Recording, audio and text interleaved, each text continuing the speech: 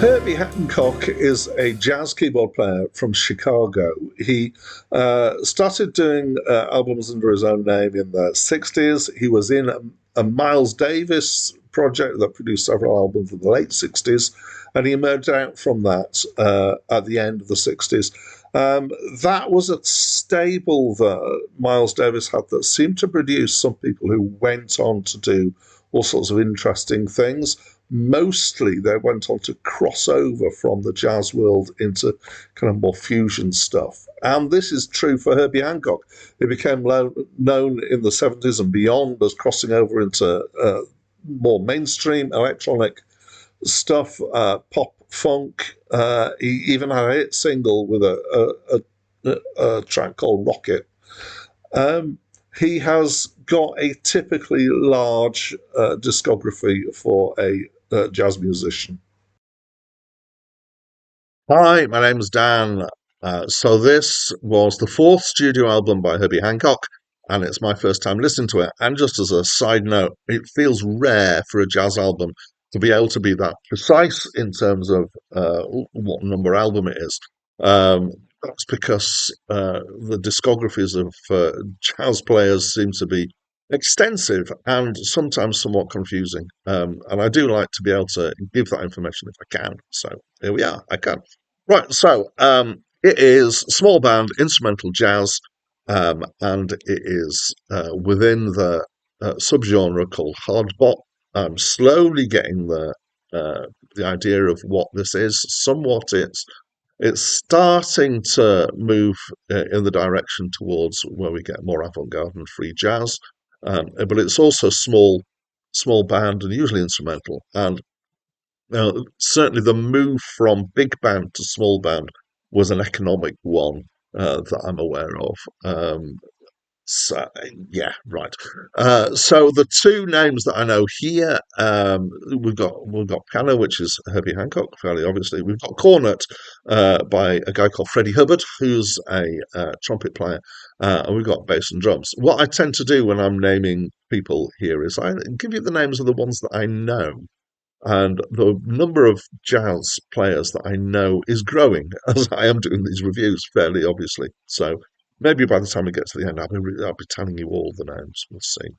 Um, the structure here is there's four long tracks, and in terms of the release or the recording and the label and stuff, this is about as core as you can get for jazz at this time because it's released by Blue Note, who are well known for their jazz catalogue.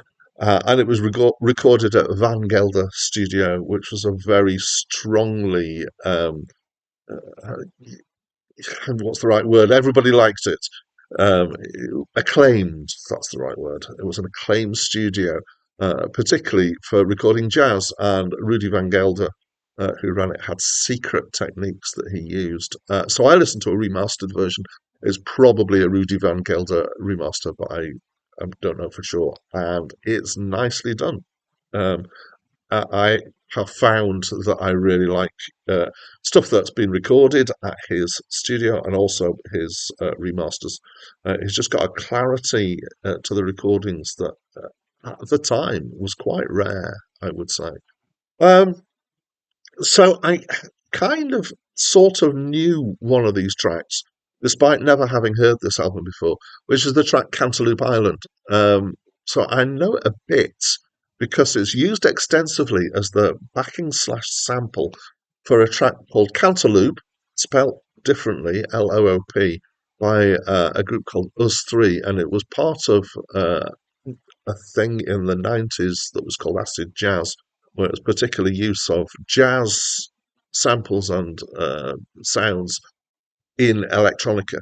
And it was one of the acid jazz tracks that I liked best, and I've listened to it many times. I've got it on a compilation.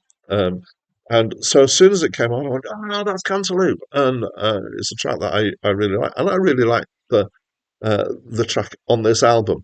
It's the feel has got quite a lot of similarity. It's not quite the same, obviously, because it's not electronica. So it's actually So it's my favourite track on this album is Cantaloupe Island. It's almost funky. It's got a really nice chord sequence and some beautiful playing. And I would say I can understand why it's been sampled. It's excellent for sampling. The rest of the album is a bit more free. So Cantaloupe Island is quite structured in that it's got a very solid chord sequence that goes through it.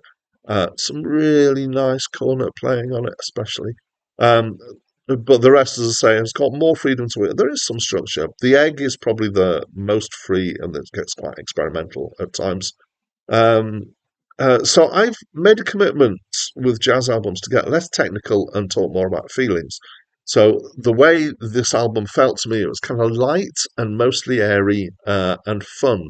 There's some nice playing, especially on the cornet and the piano. It's the sort of thing where I could say, yeah, quite often, and kind of, because it's got that kind of I describe this as being stuff that goes down my spine. It's got a feeling to it that I enjoy. And there was quite a few moments like that on this album. So I enjoyed it. I would definitely listen to it again. I might even seek it out. And as always, I'd love to invite you to tell me what you think of this album. So please do so by leaving me a comment. And that's it from me for now.